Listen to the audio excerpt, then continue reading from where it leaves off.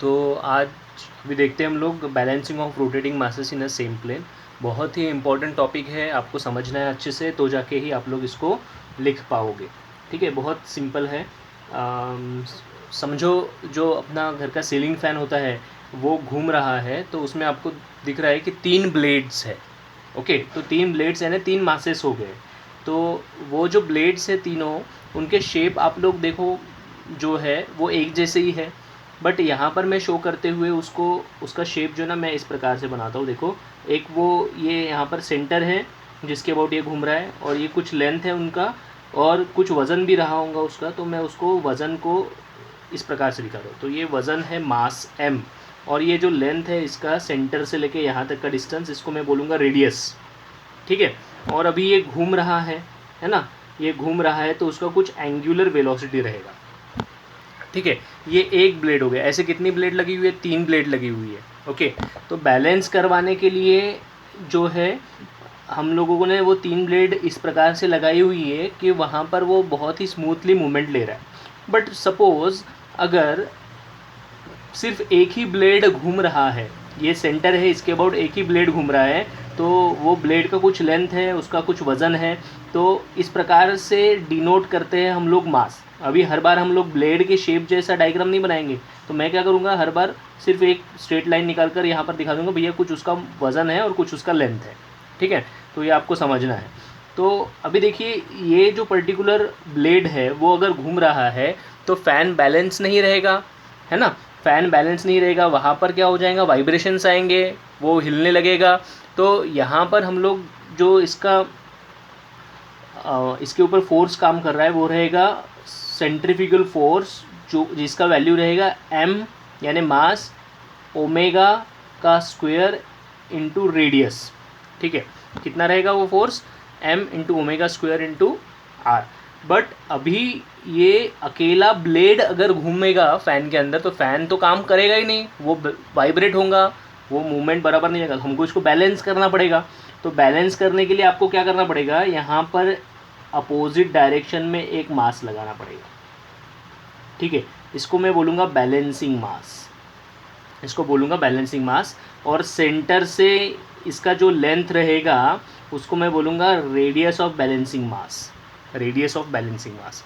अभी क्या होगा कि ये जैसा है वैसा ही सेम मास इधर भी लगा हुआ है, सेम लेंथ का अगर लगा हुआ है, और अभी हम लोग फ़ैन अगर घुमाएंगे तो देखो दोनों जो अपोजिट में है सब दोनों एक जैसा है, तो ये वाइब्रेट होगा क्या?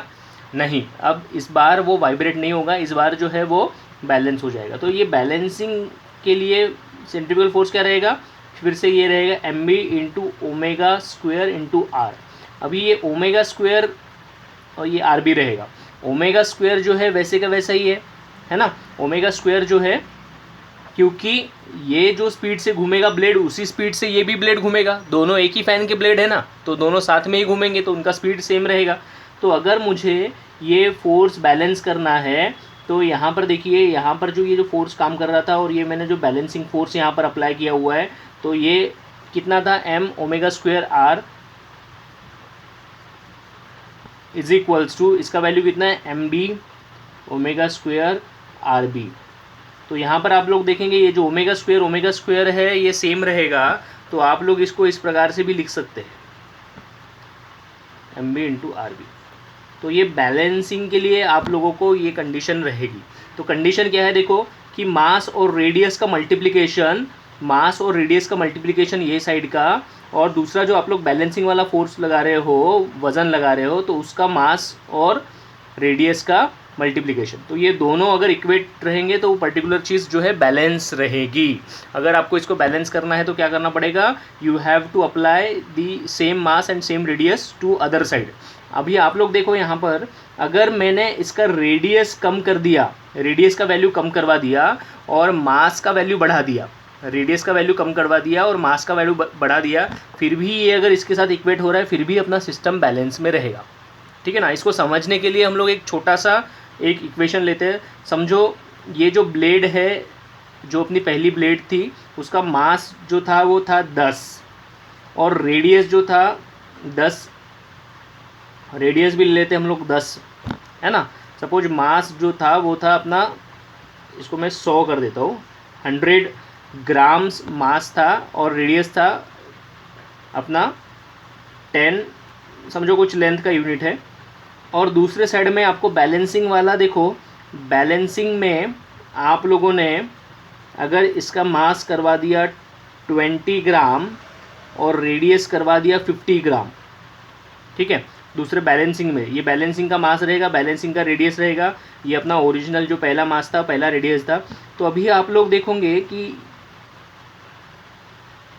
इसका मल्टीप्लिकेशन कितना आता है, ये आता है 1000, और यहाँ पर कितना आता है 20 इंटू 50, ये भी आएगा 1000, ठीक है।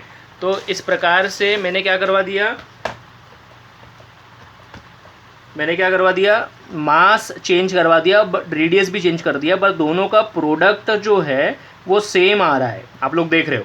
तो मैं दूसरे साइड में अगर कोई भी बैलेंसिंग के लिए मास लगाता हूँ तो उसका रेडियस और उसका मास आपको इस प्रकार से अप्लाई करना है कि उन दोनों का मल्टीप्लिकेशन जो है उतना ही आना चाहिए जो अपना जो ओरिजिनल मास जिसको अपने को बैलेंस करना है उतना, इतना दोनों का मल्टीप्लिकेशन के इतना, ठीक है। तो इस प्रकार से बैलेंसिंग के इक्वेशंस हम लोग सॉल्व करते हैं। तो बैलेंसिंग जो है वो हम लोग क्या करते हैं, सेंट्रीफ्यूगल फोर्स जो एक्ट हो रहा है उसको हम लोग बैलेंस करते हैं। तो उसके लिए सिंपल सा ये मास इनटू रेडियस का हम लोग इक्वेशन अप्लाई करते हैं, ठीक है।